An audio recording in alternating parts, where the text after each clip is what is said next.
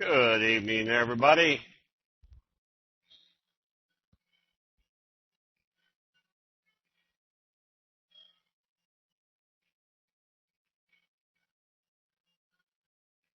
All right, I hope I can get through this.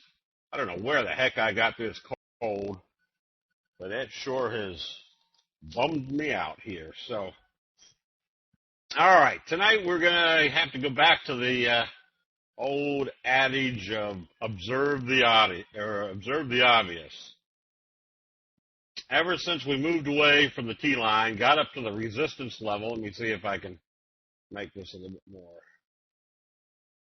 Right up here to this resistance line, failure in the Dow, didn't stop at the T line. So here we are. I doubt by this. I don't even. Yeah, I doubt from this hour that they can come up with any solution. So I don't even want to get into talking politics because uh, it's a bunch of third graders. I don't want to even get into it. Shit. You just can't imagine how stupid we've got people running this country, and nobody comes up with a solution. They all point fingers to the blame. Anyways, so got to observe the obvious. Here's the top of the trend channel that the Dow resisted at. Here's the bottom of the trend channel. I wouldn't be surprised over the next week or so they don't bring it back down into this area, which also coincides with the 200 catching up. The S&P, which follows the Dow, make this a little bit bigger, right, tells us they're going to bring it back down to the bottom of this trend channel. Now, the opposite of that is the NASDAQ, which has been in this uptrend, not able to get below the T line, and even today they couldn't close it below the T line. Let's make this big enough where we can. However, remember, markets move based upon investor sentiment. The T line is a very good indicator to tell us that the uptrend was still in progress. So that makes it for a very simple conclusion. If they open this market positive tomorrow, this market's not falling out of bed. The Dow and the S&P are going to consolidate. There's still sectors in this market that are still acting well. As we see today, the biotechs held up pretty well.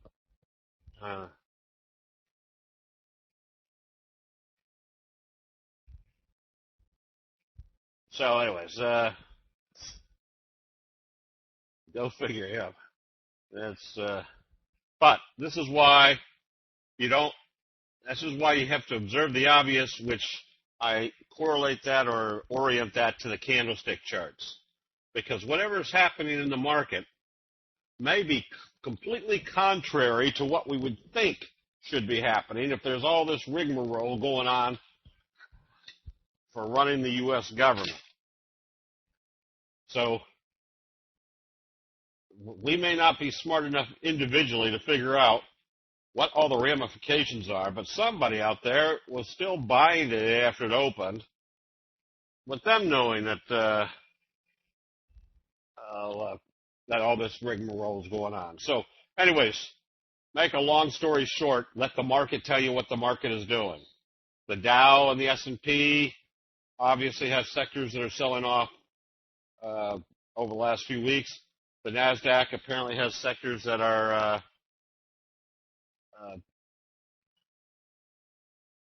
keeping this market up pretty strong. Let's take a look at everything else. Crude oil, ever since it broke this resistance level and below the T line, is in a downtrend. I wouldn't be surprised. Well, even here, looks like they might be on a support level. Gold was down today, which you would have thought the other way with the crisis situation developing, or what we think is a crisis situation developing. Gold was down a little bit. It's still in this downtrend.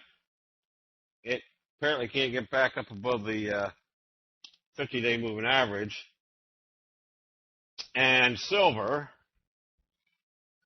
also in a slow, steady downtrend. Nothing here to get real excited about, especially when these charts flatten out like this.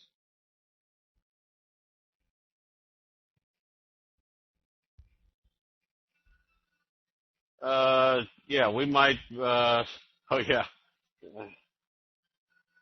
as in the famous words of Charlie Brown to Lucy, someday I might be president, then you'll be sorry. All right, let's see. Interest rates, bond prices keep moving back up. Interest rates keep getting stronger here, or heading down. Bond prices heading up. What else do we want to look at? Dollar. Dollar has failed here at the T line. Looks like your wave one, wave two, heading into wave three. So this would be a very good short. If they trade below the low of today's doji. Number one, a doji sandwich. Number two, breaking this resistance level. Oh, I don't know what the, let's see, TNX S dot TNX might not come up on this chart. I've got about 5 different charting systems, and unfortunately every single one of them has different formulas or different symbols. Okay. All right, let's see. I've been short, or I flipped my trade in lean hogs.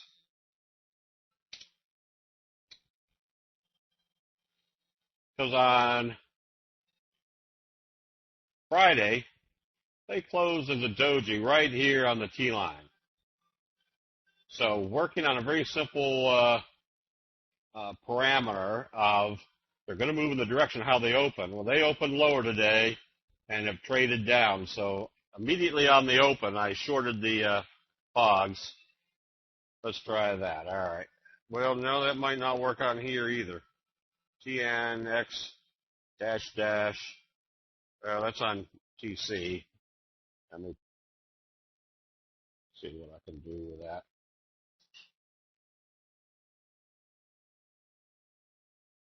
Whoops.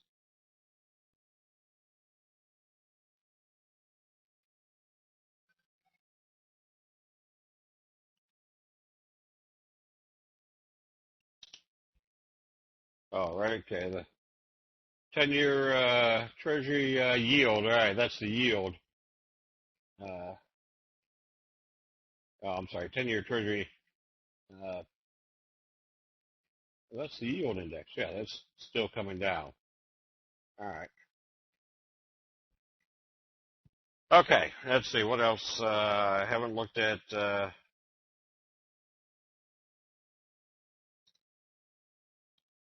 looked at live cattle today. Live cattle did that very Sharami on Friday, and or maybe that was today. Now they've traded it down after hours, which essentially means they're going to have a hard time getting up above the 200-day moving average. And GFU, which is, oops, I did something wrong here. GFZ, maybe?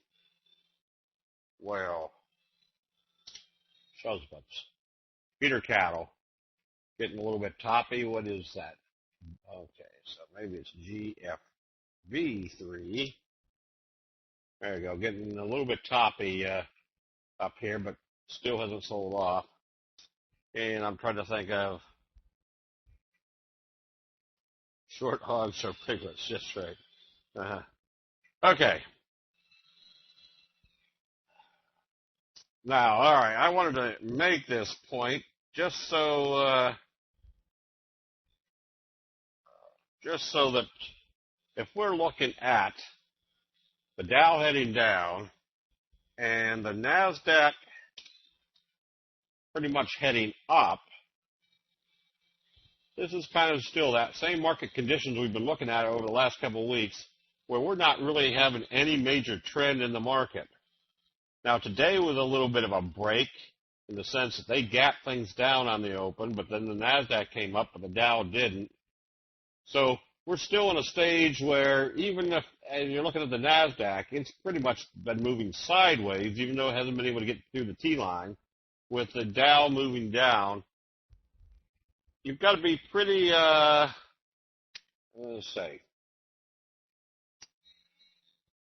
pretty specific as far as which charts you want to go after.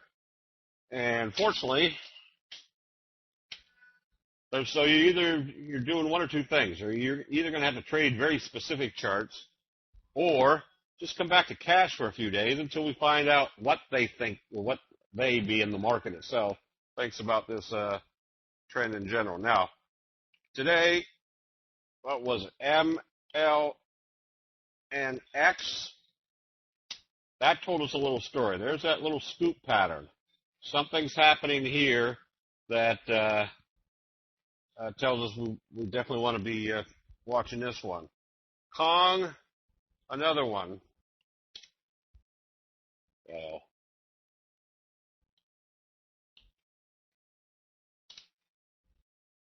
Kong did a bullish engulfing signal after a relatively indecisive pullback.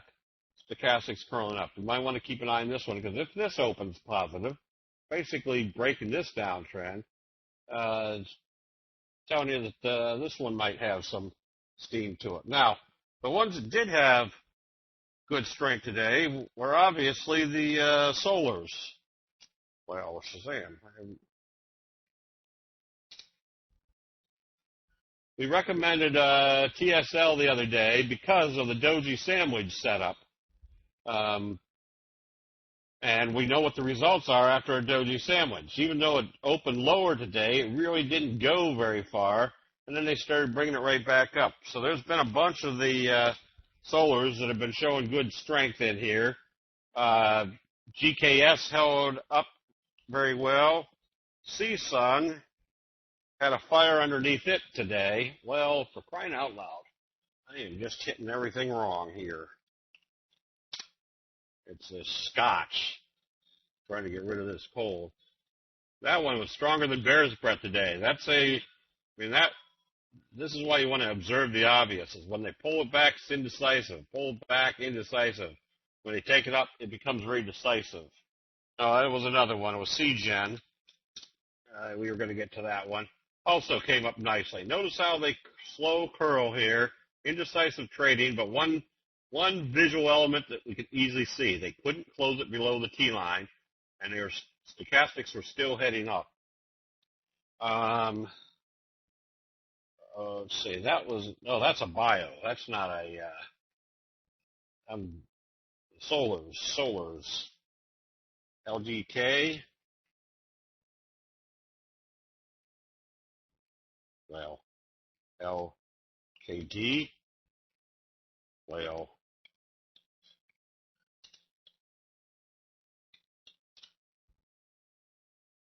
there, that one broke out. Notice your little inverted hammer, bullish confirmation, breaking out of this wedge formation. Tells us, First Solar didn't do too much today. It's these smaller ones that were acting a lot better. JSO, well, JSO was moving up nicely. And who else did I see was, YGE. Also, there was that doji sandwich bullish confirmation. So the reason I mentioned doji sandwich is because there's a couple elements right here that it makes it very simple for our analysis. First of all, you have a doji right at the breakout area. The next day you have an open positive. You're going positive, which means that tells us that this area is not acting as resistance anymore. And additionally, we're probably going to see more upside after that. Tammy, I don't trade the ETFs. If I was trading more for bigger accounts, I would probably trade a lot more of the ETFs. Right now, when I'm trading accounts that are under, say, $1.5 million, I want to go with the stocks because that's where your percentage is going to be the greatest. So the ETFs are just as easy to trade. I just like to trade the stocks more because there's a little bit more leverage there. Thank you, Candle Trader. Yeah, there's a bunch that of the solars. TAN, another one that was moving up nicely. That was the ETF. And let's see, it was a CSIQ. CSIQ. Well, for crying out loud, I can't hit my butt with either hand tonight. CSIQ. Yeah, that's coming out of this slow curve also fairly nicely. Now, also some of the bios were working very well. CERS. Well, CERS. Broke out nicely. There's your Morningstar signal, bullish confirmation, which means that's telling us this resistance area isn't holding anymore. And RMTI, more in the medical area, also had bullish confirmation today.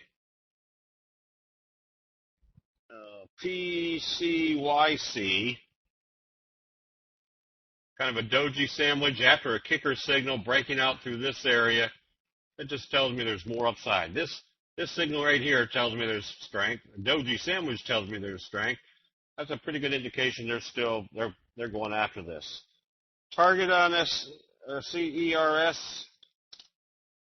I don't know. I would just suspect that if this was a fry pan bottom wave 1, which was approximately a point and a quarter from here, tells you there's probably another 50 cents to the upside on this one. Let's see, GNMK.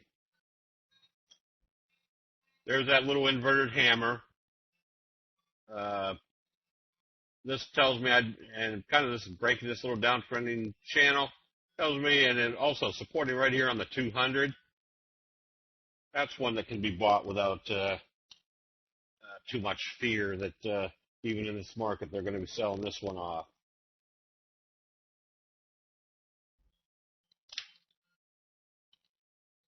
Let's see. AKRX. Here's that little flutter kicker signal and bullish confirmation. This one you can do the target 14 to 19.5 bucks. That means we're probably heading up to the $24, $25 range. Yeah, hold your individual requests. I'll get to all of them eventually. But when I tell Jim to do the double line, that's when you type in your requests. INSM. Also setting up nicely. There's a little flutter kicker above the T line. This one you keep an eye on. All right. Some other ones that look good on the long side. And again, this is kind of to illustrate that when the market's soggy, there's still good charts out there. There's Sohu with your fry pan bottom, J-hook pattern. This one still has more upside. EEFT. There's that slow curve breaking out through this area. That to me looks like a big symmetrical. Don't want to call it a fry pan bottom, but you can see that they bounced it off the 50 a couple of times. You had a left-right combo, doji type sandwich, a breakout through the resistance level. Tells me wave 1, wave 2, going into wave 3. Now, why do prices move in waves? That's all based on investor sentiment. They get good moves, they take profits. They have a different opinion, and then they get enthusiastic again when something new happens in a stock price. So I was talking with somebody the other day. We were discussing how Elliott Wave really isn't a really fine-tuned process. But the only thing that Elliott Wave points out is that prices do move in waves. Whether you want to call them wave 1, wave 2, wave 3, wave 4, wave 5, and then you can add 6 and 7, or an ABC retracement with a 1, 2, 3 move during the B move. It doesn't matter. All you really have to know is that prices move in waves, and if you know that, then you can see, especially when your stochastics get in an oversold area, when it's time to be looking for another wave. And that's the kind of the essence of investing correctly, is knowing that prices do move in these cycles or these waves, because human nature sees the stock go up, they take profits, then they make it go up again.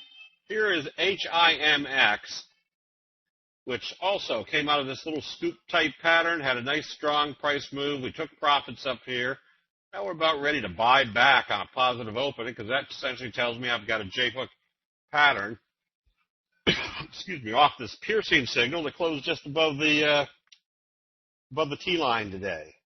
So this makes it very simple. If it opens positive tomorrow, you can be buying it. Now, the same application of getting in when it's time to get in and getting out when it's time to get out makes this very simple. If it opens positive, it better be moving positive to do a J-hook pattern. If it opens positive and closes back below the T-line, that tells us the J-hook pattern's not working. And number two, it's back below the T-line. You get back out. So this is the perfect example of how you let your profits run and cut your profits short. That's goofy. Let your profits run and or cut your losses short. That when something's not working, get right back out of it.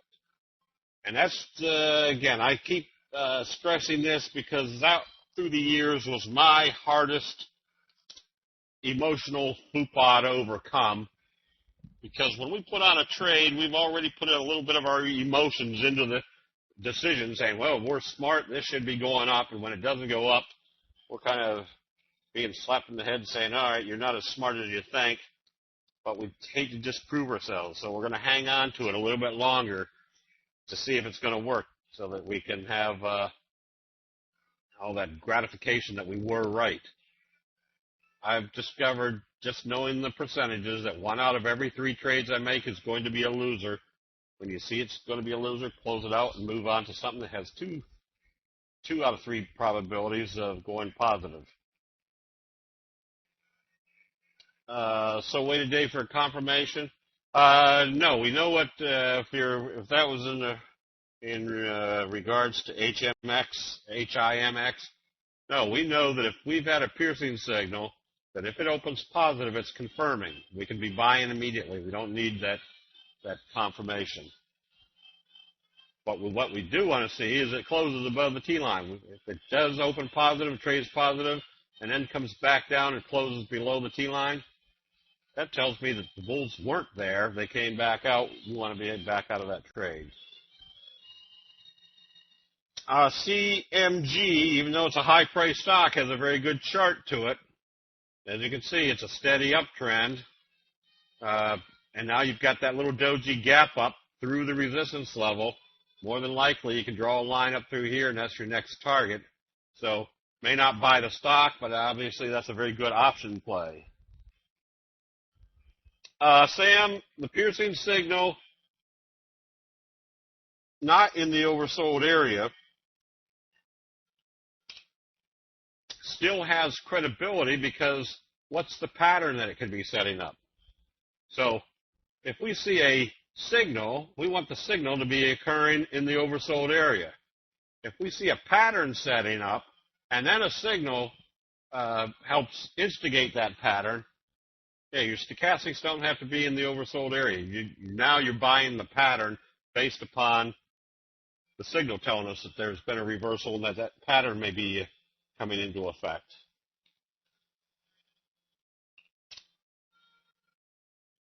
Now there's a kind of bullish belt hold type signal.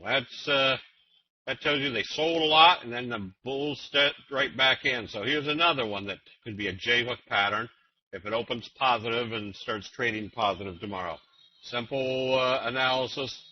Buy it on positive trading. Close it if it closes back below the T line.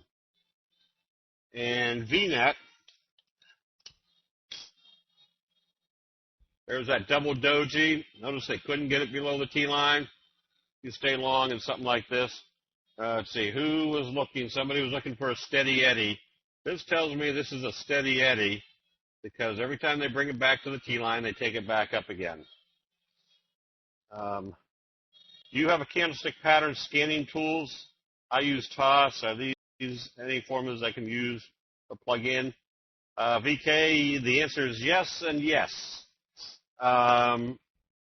I was supposed to be writing the formulas for TOS before Tom Saznoff sold to Ameritrade, but apparently there's still quite a few of the formulas on TOS. Number one. Number two, if you just come into the chat room during the day and say, does anybody have the formulas for TOS for the J-hook pattern or the bullish engulfing signal, somebody in here is going to be able to get it to you. That's the advantage of, we usually have around 230, 250 people in the chat room every day.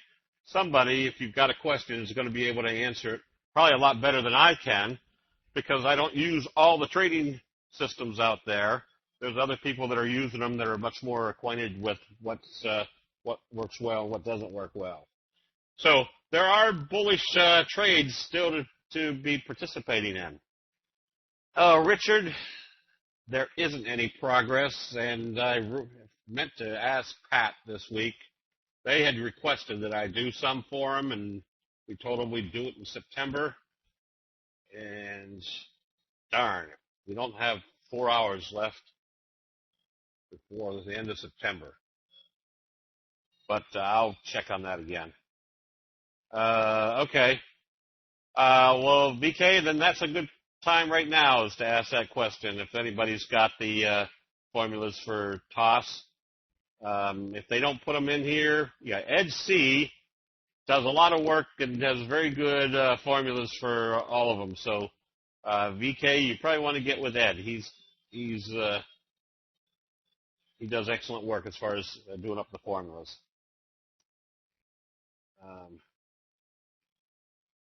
Diane, yes. As a matter of fact, next weekend or this coming weekend, I'm flying out to Las Vegas, and they will be starting up the promotion of the candlestick formulas on their program. Okay, let's see. Now, on the other side of the coin is if we know there's probably more downside in this market, then we don't want to fight the trend. We want to find the ones that have been moving in the right direction. So notice this is where you observe the obvious. The bigger the signal, the more compelling the reversal of investor sentiment will be. So there's a huge bearish engulfing signal. Take it back up, huge bearish engulfing signal. Just want to stay short until you see a buy signal. Now, obviously, we're starting to see indecision down here in the oversold area, so we're a little bit more, more concise, more tight on our stops. At this point, we're a little bit ways from the T-line. We know the simple rule, the further away you move from the T-line, the higher the probability it's going to come back and test it. We're in the oversold area. Makes this very simple. If it started trading positive tomorrow, close out the position, take your profits. This is the type of place we want to find a strong short position or a strong short position. This start getting a little bit where the probabilities aren't in your favor anymore. And we recommended AMDC this morning as a short because you can see the patterns and you can see the signals. Here's our doji, little gap down. And so if you're observing what's going on, they close this right about at the support level. But if they open this lower today, which they did, we wanted to short immediately, which we did. because that's telling me I've got a wave one, wave two. Wave two was a bunch of indecisive trading. And whenever you see a doji at the T-line and they take it this way, that pretty much tells you they're moving in the direction of how they open it after the doji. And if they're opening it lower, that pretty much tells us they aren't going to get it back up above the T-line. This one, to me, still has big downside potential. But if this is wave one, which was approximately 5 points, this should take us down into about the $14 range. DXM was another one. Whoops. S.DXM. That we shorted this morning because observe the obvious. The opposite of your fry pan bottom is your dumpling top. And if this market is getting still weak in the Dow, where do they start breaking down these trades? When they come out the other side. This could, and this, again, a lower open tomorrow would be a very good indication that this dumpling top is now pushing this down further. So if we have a wave one, wave two, wave three could take us all the way down into this area someplace, which would be a very good percentage. Now, the question is, well, aren't we in the oversold area? Yes, but we're coming out of a pattern. And just like a fry pan bottom, where do we usually see a strong breakout occur in a fry pan bottom? Usually when it's up in the overbought area. Where are we going to see a big breakdown of a dumpling top? Usually when we're in the oversold area. All right, so there's some others that, Eagle, for example, which was a good trade a couple weeks ago, coming out of this J-hook type pattern. But notice the long-legged doji. Anytime you see a long-legged doji, that tells you there's lots of indecision going on. If they open it lower the next time, close out the position. Where are they likely going to go to? Play back to the T-line, which is exactly where they went to. Did a doji here. Makes this very simple. If they open this lower tomorrow, that pretty much tells us they're going to move in the direction of how they open it. They're going to be heading back down somewhere to maybe fill a gap, hit the 50 again. So this becomes a very good short for a couple reasons. The big reversal signal, the confirmation, and then the gap down afterwards, and then further confirmation by not holding the support level, the T-line, tells us they're starting to bail out of this one.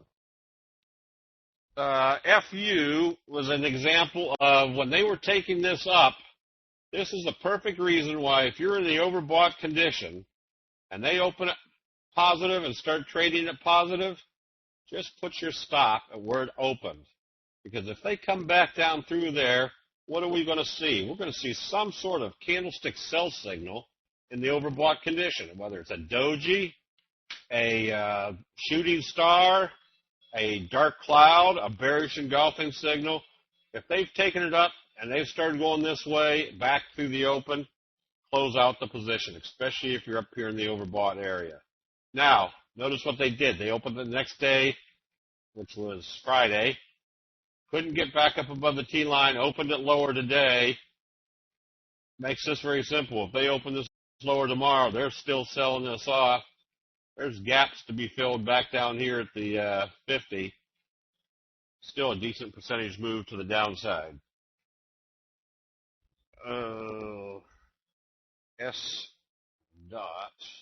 SSI. Hanging man, gap down. Wave one, wave two. When they gap it down, stochastic's rolling over. This tells me wave three could be about this magnitude.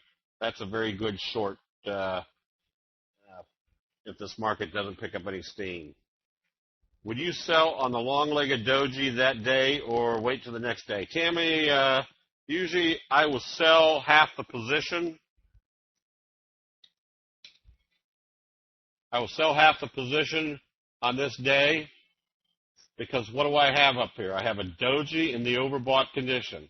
If I bought down here or right here, I've already got a good profit in this trade. But now where am I? I'm away from the T-line. I've done a potential sell signal. I'm in the overbought condition. What are my probabilities if you're looking at candlestick signals? that they could be taking it back to the T-line. So I can sleep well at night. If I took half my profits here, the next day they opened it and traded it higher, that means I'm still in half a position of a stock that's well in the overbought condition, starting to see some potential sell signals. All right, so I took half the profits. I'm still making some more profits on the remaining half, so I can live with that. I'm looking for this profit. What's our biggest ego problem? Selling here and watching it go up here. So I modify that by taking half the position off. If it open lowers the next day, I sell off the other half because now I feel clever that my average sell is right here. And if it continued to go higher, I can feel clever that I didn't sell it all, that it was still going up. So, and I just sleep better when I know I'm clever. Reading the patterns to the downside is like parallel parking on the left side of the street. That could be true. Well, Greg, it did hold at the T line, but it did a doji. Stochastic starting to head down. So what are your probabilities at this point? Pretty much 50-50 at this point. It's either going to open higher and trade higher or open lower and trade lower. So to me, that's the wrong scenario. I would rather have bought tomorrow on a positive open, giving up a few cents, knowing I was heading in the right direction, than risk my money here, not knowing whether they're going to open it lower or open it higher. Remember, I'm not trying to buy at the absolute bottom, and I'm not trying to sell at the absolute top. I'm trying to get the fat part in between. That's where the probabilities, at least I can project where they are, or at least project where they should be going. All right, I use this one to kind of point out that notice what they did on Friday. They opened it here and took it back up. Bullish. Except your stochastics were heading down. They gapped it down. And then where did they open it today? Opened it here and went this way. So what essentially do we have? We've got that bearish trend kicker opposite the bullish trend kicker, which tells me there's probably more downside. I wouldn't doubt that they're going to take this down to the that's right. I wouldn't doubt if they're going to take it down to the 200. Let's see. M&M. Oh, Pshaw. M&M. What's this telling you? Telling you every time the bulls took it up and got near the 50, they were selling it off. Finally, they gapped it down. This tells me you've got kind of an inverted scoop pattern. There could be a lot more downside to this one. And away.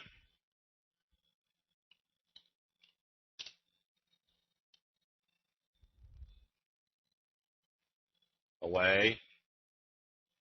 Oh, not one of these hiccups again.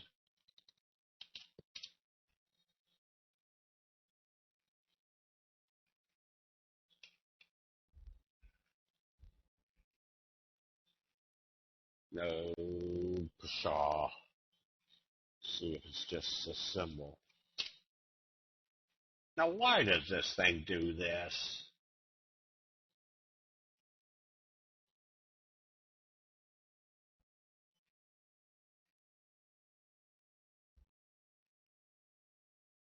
All right, smoke them if you got them. It'll be up here in a minute.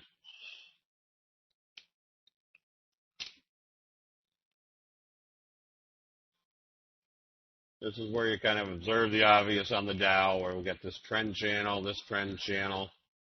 Whoops. And everybody can see that there's support here, so they might not be buying until it gets back to the support level. So that's why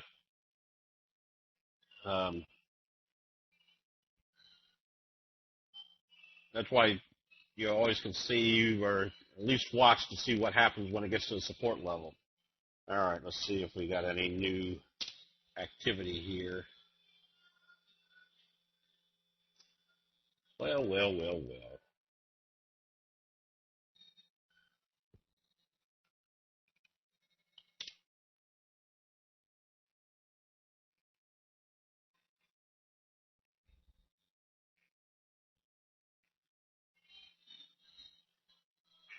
All right.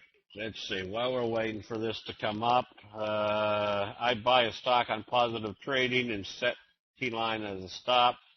Stock retreats to the T line. I am out and the stock goes back up. I lose profits. Anyway, any help will be appreciated. And that's why I want to use a close below the T line. Now, two things can happen. I'm trying to think of one. See if this will come back up since we already looked at it. All right. Something like this, and I'll just use this as an example, is if I own this, thinking it was going to hold up in the T line, and it opened here, which is open and lower than the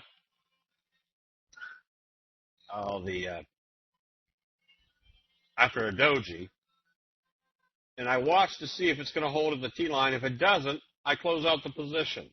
So what's the worst case scenario? It comes down, and when it comes back up through the T line, I can always buy it back.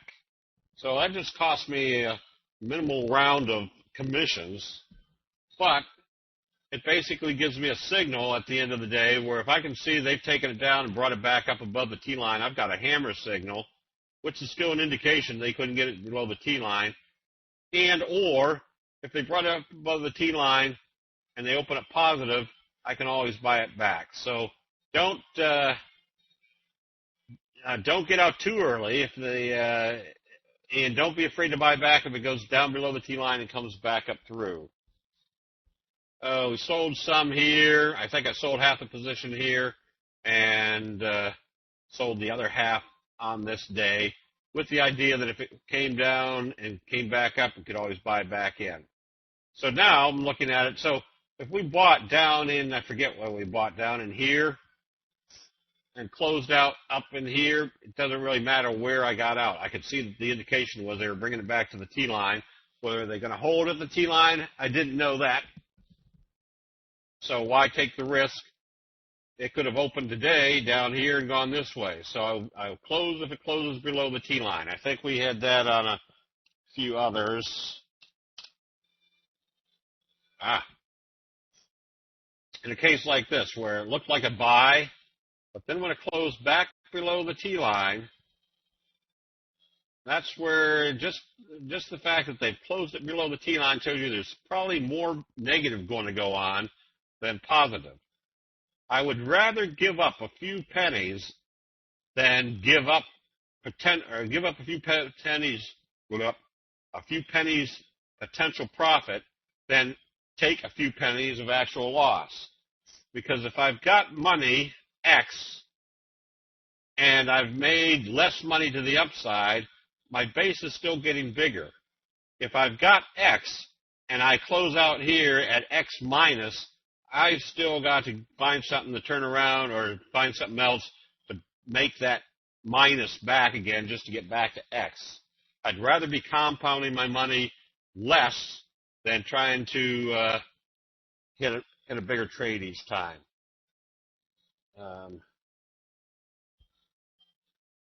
Okay, so all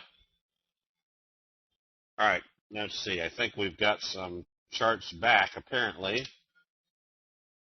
There we go. All right, so this one.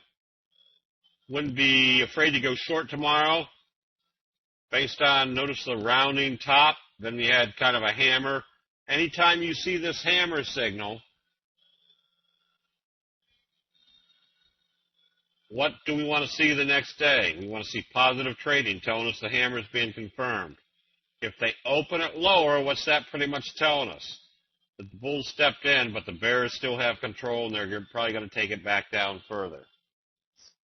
When you say buy at the open, is that a market open or a little later, say 10 a.m.? No, it's usually this morning when we shorted on the open, it was based on if this one opened lower and the pre-market futures were showing the market was going to be down big, that was a no-brainer. That's telling me I want to be shorting this immediately on the open.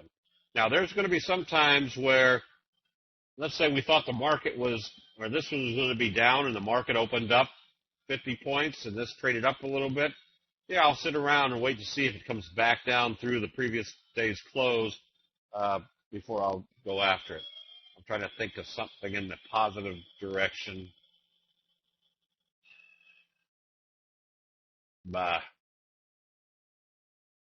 Well, let's say, for example, we were still looking to buy TSL. Let's say, for example, I decided I was going to buy on positive trading today, and it opened lower and traded down. Well, I don't do anything, and it might be 45 minutes before they start bringing it back up through this level.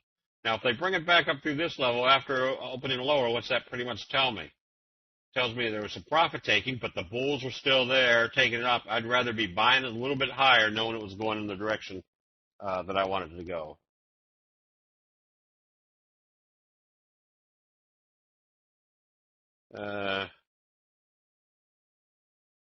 Denise, positive trading means that either the stock is trading positive. Now, today it was obvious that the solars are trading positive because there was a number of them trading positive, even though the market was trading lower. But on a normal day, if I was saying, all right, I want to buy this on positive trading, I don't want to see the market falling out of bed like the Dow was showing that it was doing. However, the NASDAQ was showing that once it opened, it was started to trade positive after the opened. So when I say I want to see positive trading, let's say right here I'm going to buy if it opens positive and trades positive. I don't want to see the pre-market futures on the Dow down 140 points.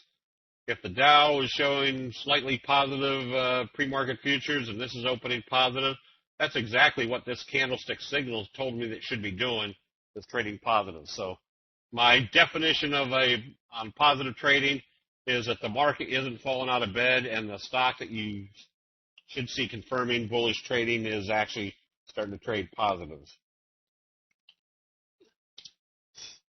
There we go. Away is one that there's that rounding top, gap it down, kind of a doji sandwich. They couldn't support here at this level. This one, even though you're in the oversold area, you're on a fry pan bottom breakdown. That probably tells you there's still more downside.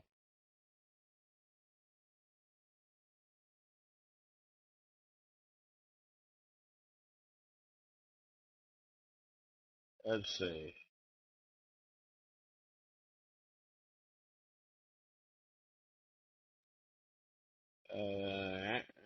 I'm just reading some of the stuff here just to see whether I'm missing anything. Let's see. RH, another one that tells me with a doji gap down that if this starts trading lower, I would suspect they're going to probably head down toward the 200. Notice it came out of this resistance or support area, failed, coming back up to that support area, stayed below the T line. I wouldn't be afraid to be shorting this one on weakness tomorrow. And GDP, another one that failed to get up. Now, here's another example of, do I short right away? Well, if I saw this had opened here and started trading positive, yeah, I'm not going to short it. There's buying there. But if I was already convinced that this was something that should be shorted, if it failed the T line, I'd just put a sell stop where it opened, because if it came back down through there, that meant they'd failed the T line again and they're starting to take it down.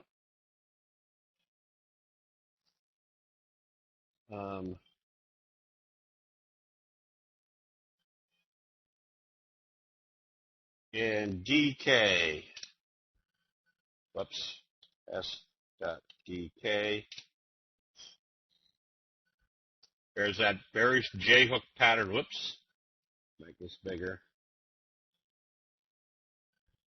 Kind of a bearish J-hook pattern. This one I wouldn't be afraid to be shorting. This is wave one, coming from about 32 to 21. Could take this all the way down into the $10 area.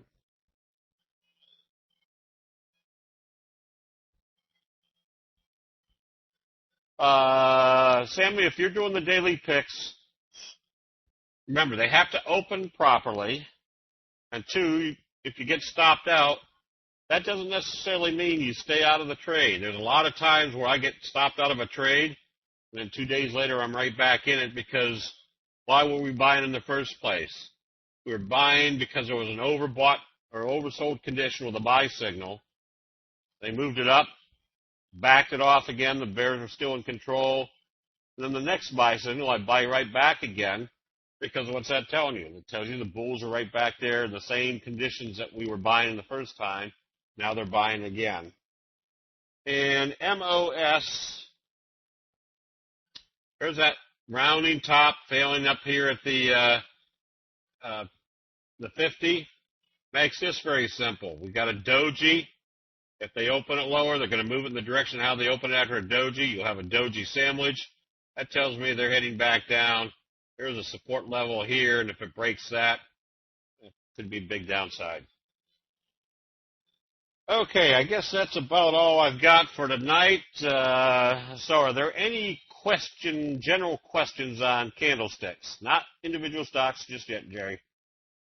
General questions on candlesticks.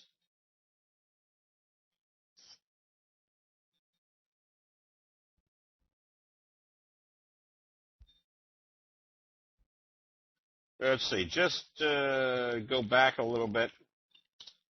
If you're going to go long, I think MLNX has a little story here with this scoop pattern. Remember, the scoop pattern can usually get a strong slingshot effect.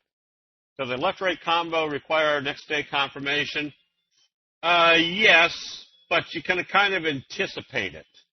But if it starts trading positive the next day, yeah, you want, again, it's the type of thing where you don't want to really buy on the day of the left-right combo, but you set it up so that if it opens positive the next day or starts trading positive the next day, then you can buy it.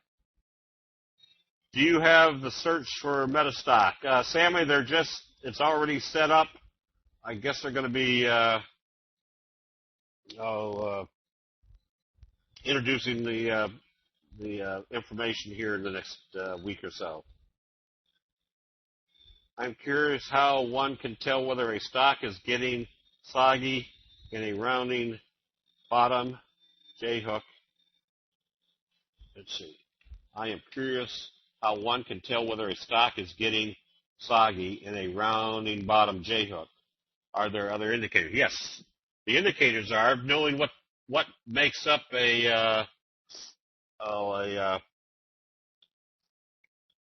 each individual signal. Notice when they pulled back here on Sears Holding, we started seeing lots of indecisive signals down here that could possibly be starting a J-hook pattern. So hard selling right through the T-line gives you one story. Selling back to the T-line and then seeing indecisive trading and then starting to come back in. That indecisive trading is what is your alert that this isn't a full-scale sell-off, but they're coming out of a strong price move. Now there's indecision, and they're going to start taking it back up. Kayla, we were supposed to be doing the scans for TradeStation. I'll have to find out from Pat what's happened to that process. But again, you could also ask for what do we got here, Disha?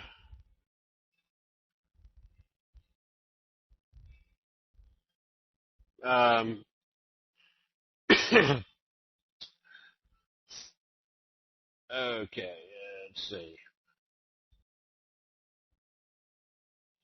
Let's go back up here and up. But yes, we're working on what TradeStation? That's right, one lap for every extra line. Okay, and let's see. What chart, Disha? That all depends on each individual. If I'm a swing trader, which I am in stocks, I'm looking at the daily charts. If something really starts getting out of hand or getting really far away from the T-line, then I'll start flipping to the 10-minute chart. If I'm trading commodities or the dollar, I'll use the 10-minute chart for intraday trading. Let's see. if this illustrates that point. For example, I think the 10-minute chart today, just the fact that they gapped it down from that doji. Let me figure this out right here. That's the 5-minute. Yeah, the 10-minute chart is starting to roll over on Friday, and they gapped it down. That told me I wanted to be short, not long at this point. So I'll use the 10-minute chart as my kind of my bellwether on most of my intraday trading. Are flutter kickers traded exactly the same as a regular? Marty, they're even give you a little bit more of an advantage. Oh, where was the flutter kicker signals? Somebody remember which one had a flutter kicker?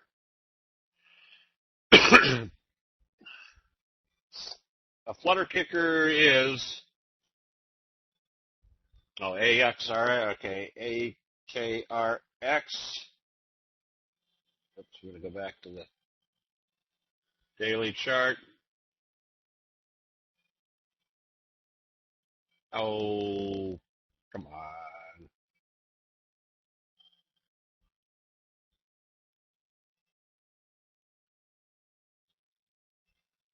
The option training sessions, yes. We're going to be going full scale option training, I think in about, I think it's about 2 weeks from now, where we're going to have probably about 5 or 6 sessions. And why does this do that? Now, this shouldn't even be doing this because we've already seen this one. See if it's doing it to all of them. No.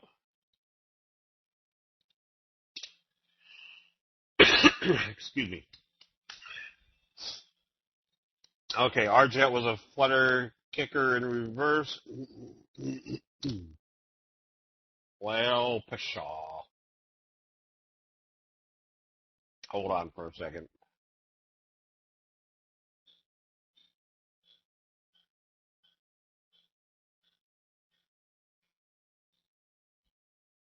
All right, I'll have to answer questions. Can you please explain what a trend kicker is? A trend kicker is when you have a no, anybody remember when the trend when it was a trend kicker?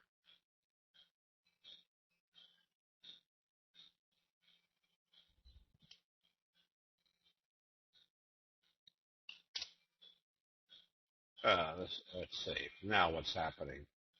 That's just great. A trend kicker is you're in an uptrend. They open one day in that trend where they open it higher, but then they close it lower, still above the previous day's close. It does a dark candle. Then the next day they open it back up above the open of the previous day, which was higher, and go higher yet. So that one day where they opened it positive and then traded it off after they opened it has a dark candle, and then they open it positive again and go up. That's your trend kicker. Okay, let's see why we're getting. Well.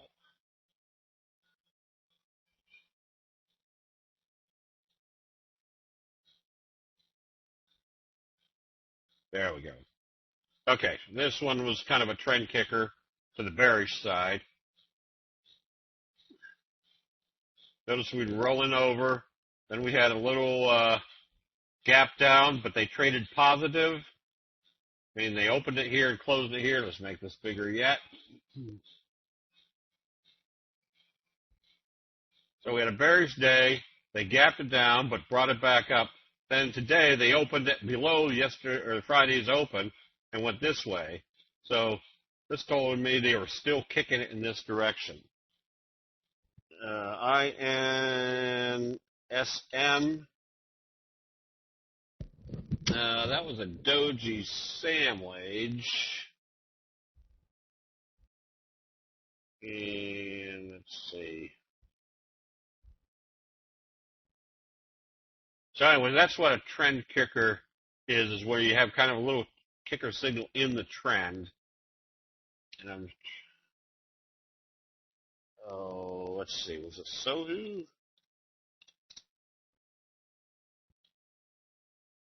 No, there was something that. Anyways, the trend kicker is as powerful as a kicker signal. It just happens to already be in the trend. It just tells you there's going to be more strength in it.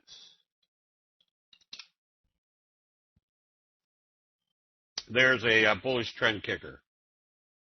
Thank you, Stephen. Bullish day. The next day they open it positive and close it down here. Then today they gapped it back up above this open and went this way. That tells you there's still a lot of strength in this uptrend. Okay. All right. I guess with that, Jim, go ahead and do the double line. And in 7.1 seconds, do the next double line.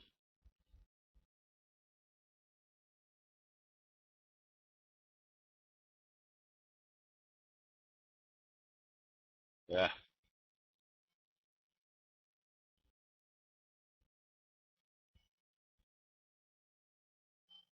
Well, can't stop the scrolling.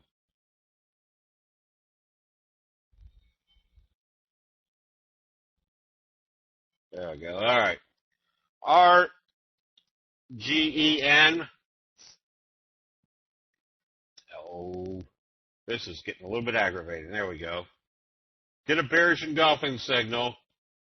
I would suspect if it opens lower, they're going to at least bring it back to the T line and see if they do a J hook pattern. But if they open lower tomorrow, I'd probably close out the position and then see what it does at the T line. This one, it opened lower, but it's still closed below the T lines. Stochastic's coming down. So this one, if it opens below today's open, you want to short it immediately. That means they're pulling it back somewhere, most likely at least to fill this gap. BONT has a good short chart. Also rolling over. Doji, even though you're in the oversold area, if they open this lower tomorrow and do a doji sandwich, I tell you there's still going to be more force to the downside. So this one's been really getting beat up. There's your sell signals up here below the T line. Came back up, rolling over. Now, how do you tell this is not a reversal heading back up and it's got more downside? Because when they brought it up, notice how they did it with lots of indecisive trading, dojis, spinning tops. Now they're back down below the T line, ready. Looks like ready for the next wave to the downside. LVLT. There's your left-right combo. Doji, bullish engulfing signal. Now you can be buying on positive trading in this one because you'll be breaking this little downtrending channel. Yeah, that's got a good J-hook pattern set up. XNPT, nothing there. You've got a wedge forming up. I wouldn't be long or short on this one right now. And CVO, kind of the same scenario. There's nothing here yet to tell us they're breaking out one way or the other. HCLP, that's not a good-looking chart. Not anything real severe to the downside. It just doesn't look like anything good to the upside. If this opened lower tomorrow, you want to close it out if you're long. And ADSK. There's your kind of your double doji with a hammer. This is going to open or they're going to trade it in the direction of how they open this one tomorrow. So if you're long, you need to see it open positive and start trading positive. If they open it lower, they basically have your Harami gap down. And now they're continuing it down. You want to be out of that position.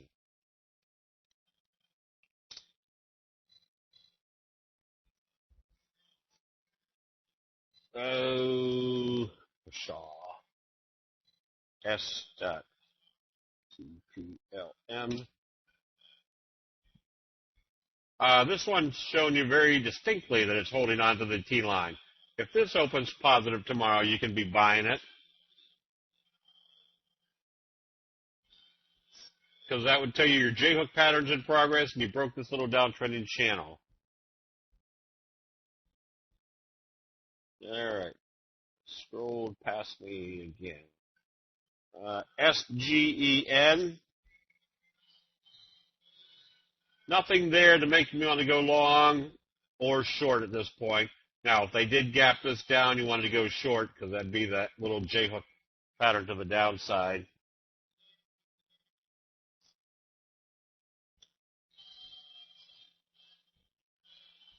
Oops, hang on for 1 second.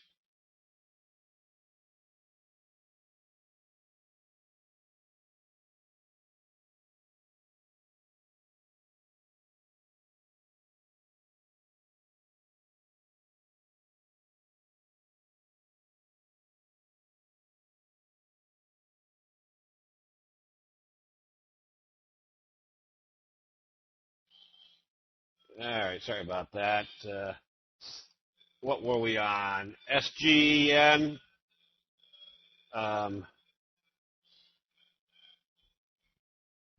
Yeah, this one needs. I wouldn't be long or short this one either until they come back up above the T line. Did I do CRM? Another one that needs to open positive. I wouldn't. This one you would have been out of today on the open, or I would have been. And the fact that they didn't close it up above the T line tells you you probably don't want to be in this one until they can get it back up above the T line. It's ADSK. That was the okay. And BRKR.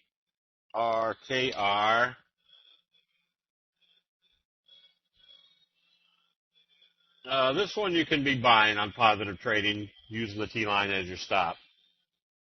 New Skin.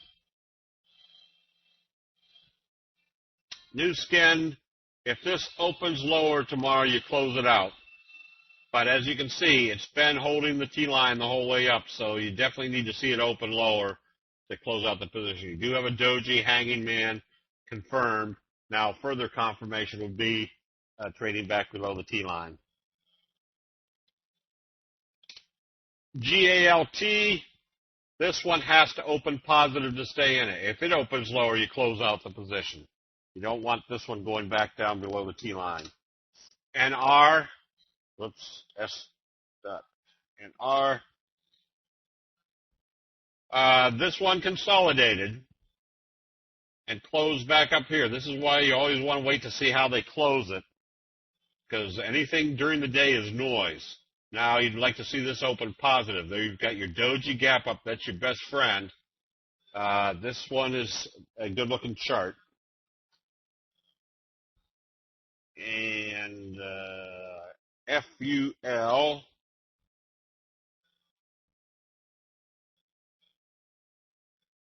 Okay. And there's that gap up again, breaking out through this resistance level. Stay long until you see a sell signal. Lulu. Oh, mercy. Bullish engulfing. Notice the indecisive pullback. Now you've got a decisive signal. If this opens positive tomorrow, you could be buying this one. OAS.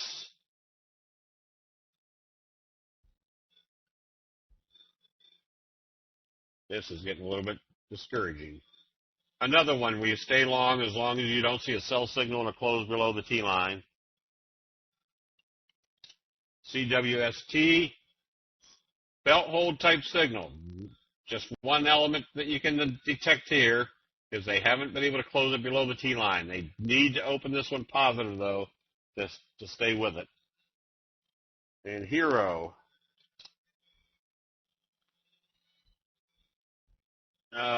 Bounce off the 50, bullish engulfing, and this one you can be buying on positive trading tomorrow. Then you just have to watch to see whether they can break through this downward resistance level. KAR, left-right combo, another one that if it breaks up through this level, you can be buying it. CTRP.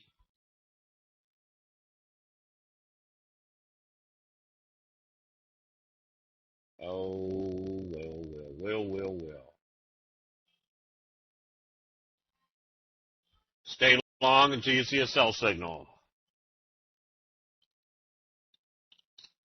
AMRI. Well, something's wrong here, that this is all taking this long.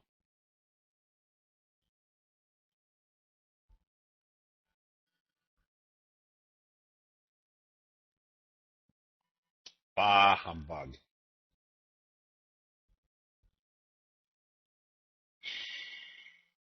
Another one where you stay long. We're going to try this one more time. If this doesn't work,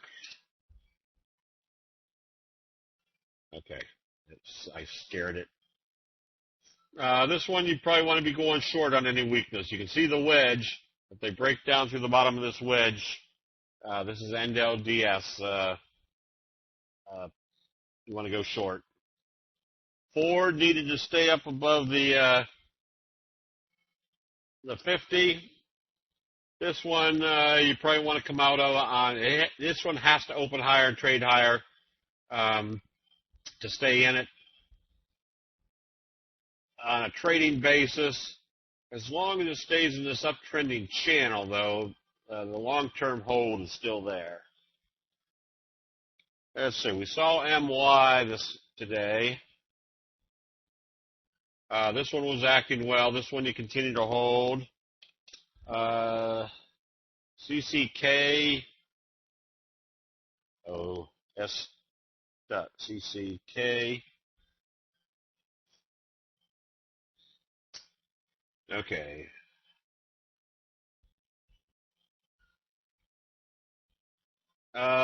This one you stay short until you see a buy signal and the close above the T line. And Legend.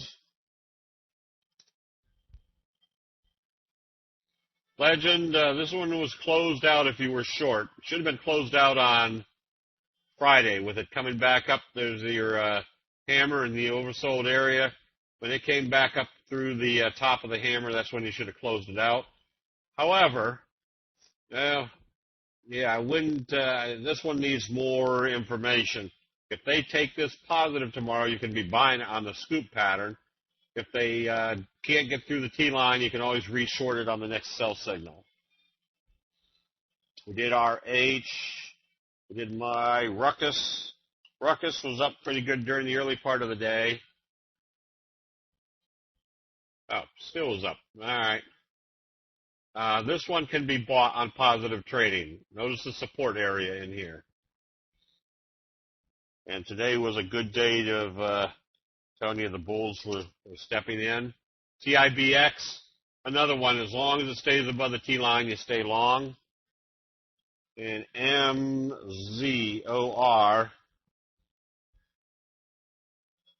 Getting a little bit choppy up here. I mean, you're not seeing any good decisive signals. If this opened lower tomorrow, I'd probably close it out because that would tell me we're probably stuck in a channel here for a little bit. In PSA, this one you can short on weakness tomorrow. There's your bearish J hook. Probably going to hit at least the 50, if not down to the 200. And SPG. This one, there's your evening star signal. Closed below the T line. Stochastic still heading down. If this opens weaker tomorrow, you can be shorted. Now, there's your flutter kicker signal right here. Notice the down day, then a day of indecision. Now, if you bought it on that day, you're all right. But if you missed it on this day, kind of a indecisive day tells us if they open up positive, you buy immediately. Because after an indecisive day or a doji type day, they're going to move it in the direction how they open it. they open up positive. If you took this little indecisive day out, you've got a kicker signal. So the advantage to a flutter kicker signal is that instead of having to chase after it as you see it gap up and start moving, you can get ready the next day knowing that you've got a high probability trade if it opens positive. You can be all set up for it. And beat close back below the T line. You don't buy it until you see it close back up above the T line. And this is a perfect example. If they open this lower and start taking it down, you can be shorting it. Tezar showed some weakness today, but stayed above the T line. It can be bought if it opens positive tomorrow. And eBay stayed above the T line also. Now here's a prime example where you see a sell signal to close below the T line. If you close it out, you could buy it back when you saw it start coming right back up, because what's that telling us? They weren't taking it down below the T line anymore. They were still using the T line as a support. So that's not subjective in the sense that you don't have a signal reversal.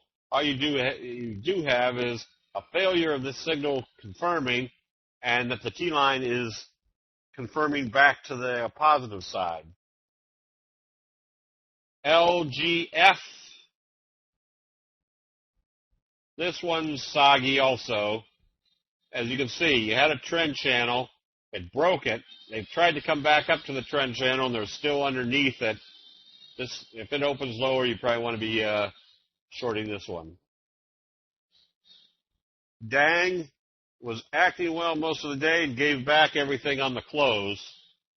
This one, you don't want to see it close back below the T line at all. Probably if you're trading it, if it opens lower tomorrow, you close it out because they're going to come back and test the T line. You can always look to buy it back off and bounce off of that. Rite Aid, this one you can be buying. Notice that there's been a new dynamic in this. Slow uptrend, gap up. Consolidation, that means this new gap up force is probably still in progress. You can be buying this one on positive trading.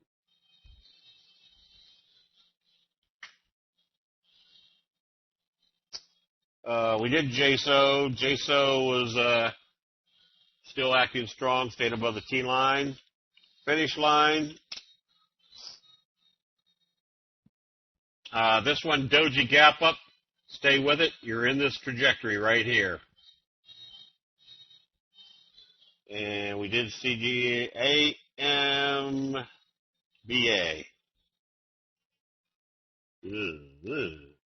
Wrong one.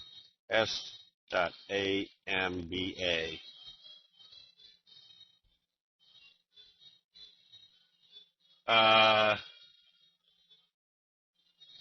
Stay long as it stays above the T line. Nothing wrong with that one.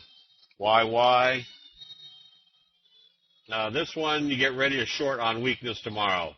There's your bearish engulfing signal in the overbought area. Stochastics heading down.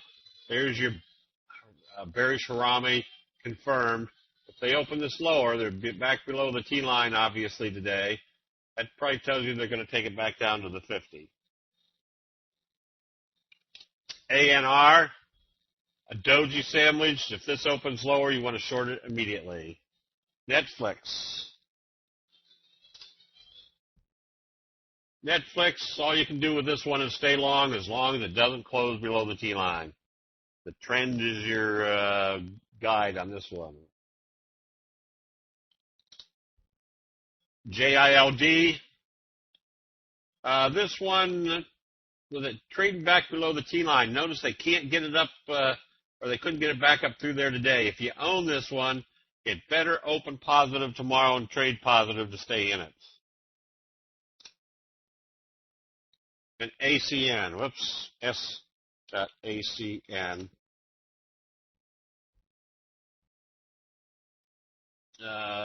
ACN, stay short.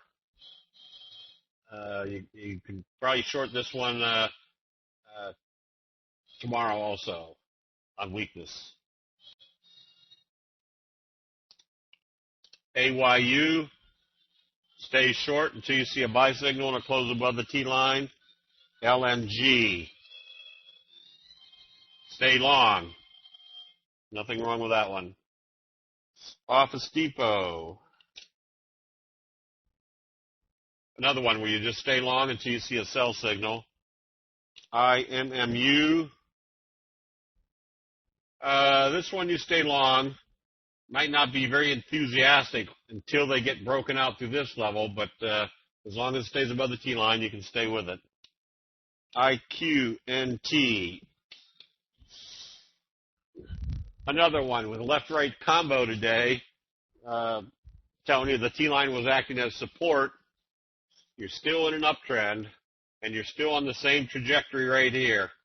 To stay long until you see a sell signal. Oops.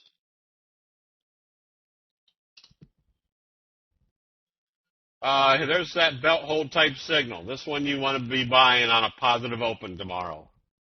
Use the T line as your stop. CLFR. Did I do that right? CLFR. Uh-oh. That one's not working. Google stays short, or you don't buy this until you see it close above the T line. Let's see, S.IRN. This one you stay short. That's a good looking short. Tells me they're probably coming back down to test this level. If they break through there, could be a lot of downside on this one.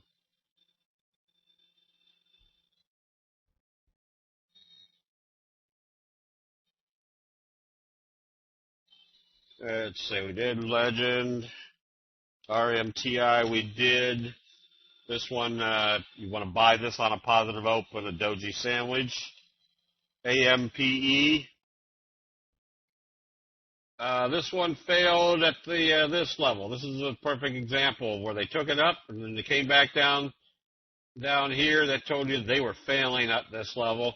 If this one opens lower tomorrow, you would definitely want to be out of it.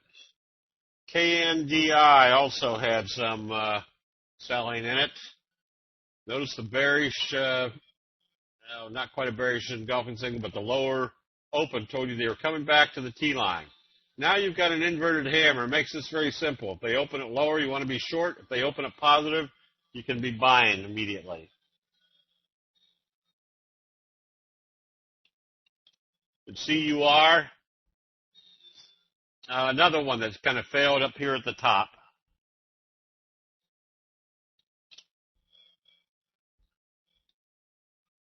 And TZA,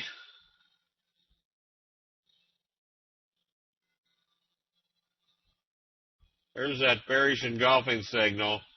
That tells you if they open this lower, you want to be shorting it. They can't get up above the T line.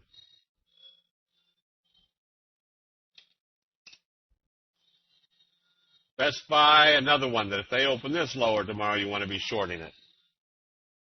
And probably they're going to open it lower because your stochastics are still heading down. You gapped it down a little bit.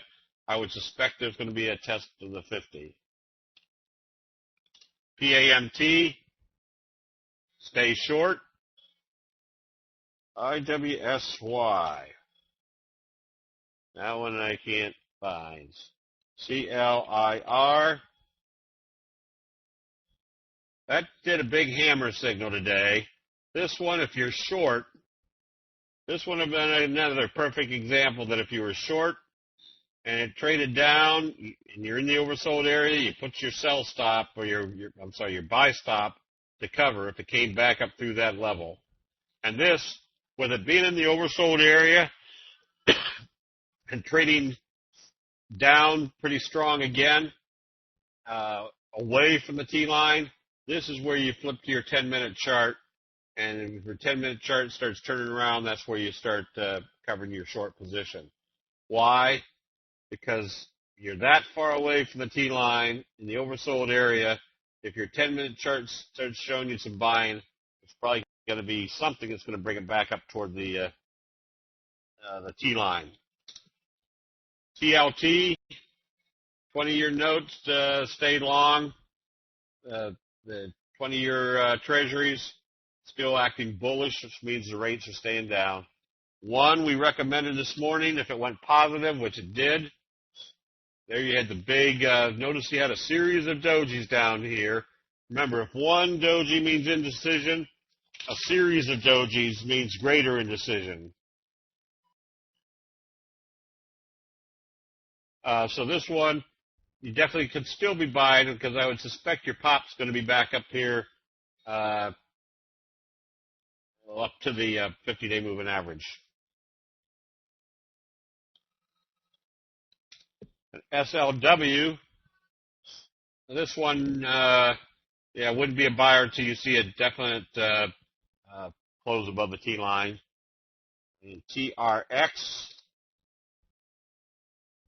stay short until you see, well, you can't on this. It's, there was your sell signal, especially when they gapped it down the next day. You should have been out of this position. You don't get into this one until you see a buy signal. Let's see, I don't think I get XIV on this chart. Oh, okay, maybe I do. This one is still, did a little inverted hammer. Stochastic's heading down, but you did a gap down, so you got to watch for more downside in this one. INVN.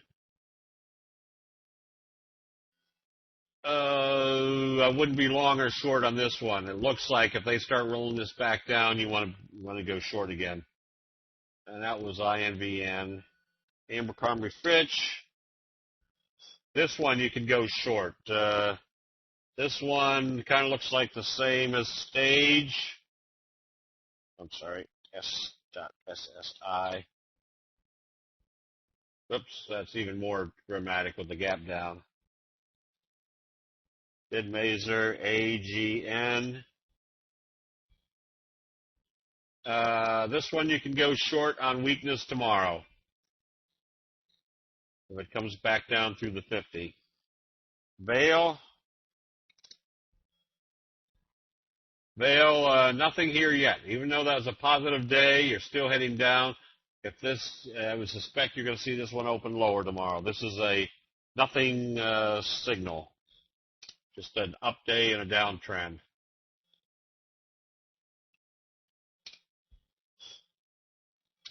MGM, all you can do here is stay long until you see a sell signal.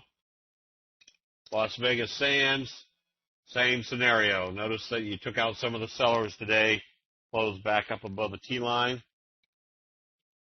And EVC, there's a kind of a fry pan bottom. You stay long on this as long as it stays above the T line. Potash, you probably want to go short on weakness tomorrow. So you start seeing it break down a little bit. ABBV.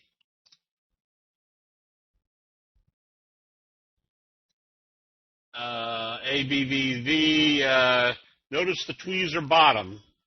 Tweezer bottom is where the exact same level as your bottom.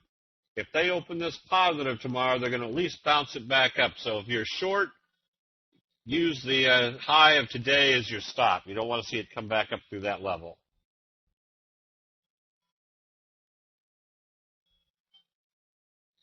And S.CLF. Oh, I'd say I'm supposed to announce, too, that because we're getting so scheduled up with sessions, we're going to probably do double up on our Monday sessions where we'll probably do maybe 15 minutes of a stop loss session or an entry and exit strategy session on Monday nights for members, just to get a little bit more of education in. CLF, another one where you want to go short if they open this one weaker tomorrow. Slow curve, now they're gapping it down. They opened it lower, brought it back up, but didn't do anything that told you that the bulls were in control. And XONE, that one should be selling off like DDD. This one, all you can do is stay short. Here's a prime example. If you see a sell signal or close below the T line, you stay short. until you see a buy signal and a close above the T line. Okay, we did RUX, let's see, AFFX. This one got that little slow fry pan bottom. You can stay long on this one as long as it stays above the T line. Occidental, another one where you just stay long. Just be careful of your lack of magnitude of return on this one as far as a trader. But over the last 4 weeks, it's up, 7 points on an $86 stock. So you're still only up about 8% over that time frame. Oracle. This one, there's your trend kicker. Down day, up day, then they gap it down below the previous day's open and go this direction. They're coming at least to the 50, maybe all the way back down to test this level. Disco. I wouldn't be long or short this one. Now you can't short it because it's below $5. This one, to go long, you definitely need to see it open positive and have a good strong day breaking you out of this downtrending channel. EQIX, another one where all you do is stay long as it stays above the T line. Let's see, we did MGM, long 7 seconds. That's right. Standard.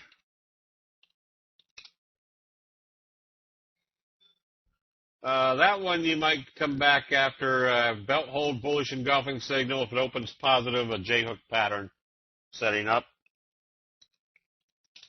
And Cree, a left-right combo. This one you can be buying. You just have to be conscious of what happens once it gets up here to the 50. Has anybody noticed the influence of food in naming of our signals? Fry pan bottom, dumpling top, doji sandwich.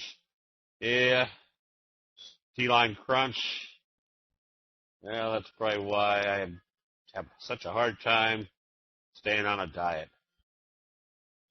Would we be better off using stocks with zero beta to reduce the influence of the overall market and get more pure candlestick signals?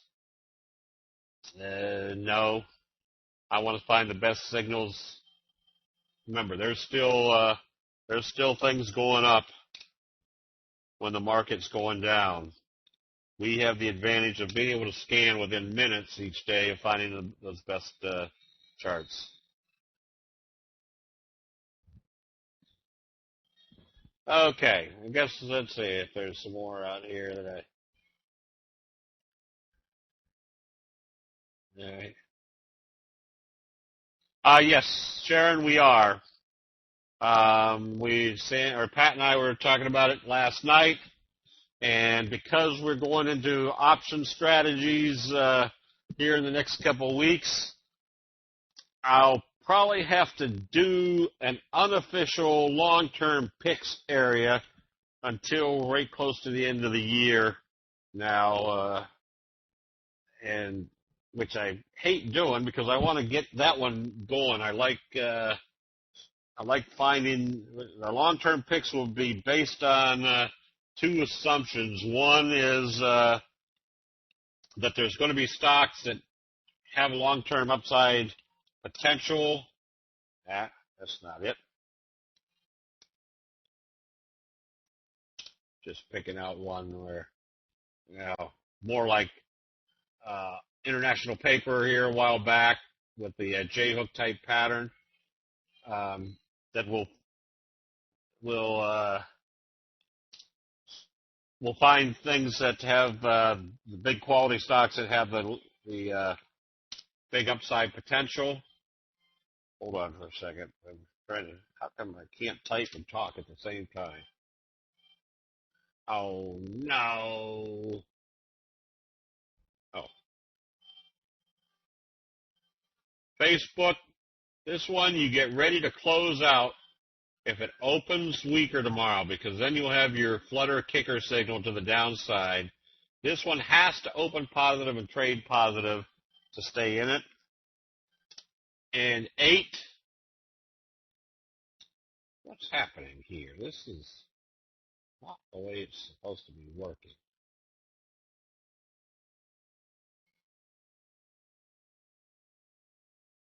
8, yeah, you had your evening star signal and gap down. Stochastic's heading down. If this one opens lower tomorrow, you short it because they're going to probably take it back down here, at least to the 50. And because of the evening star signal and gap down, probably some good strong force to the downside. And Apple's still stuck in this downtrending channel. I wouldn't be trading this one now. There's better charts out there to be trading. Okay. Let's see.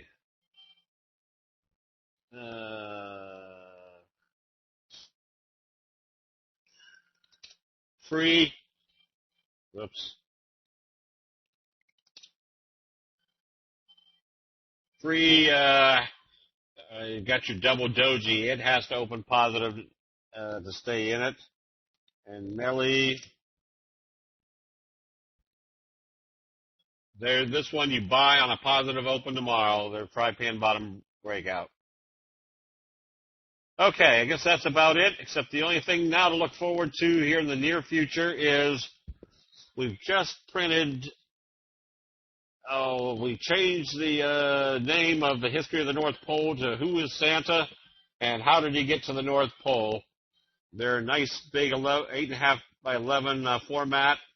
So we're going to run a special on that here pretty soon so that you can entertain the kids at Christmas time. So we'll try to get that special out here pretty soon.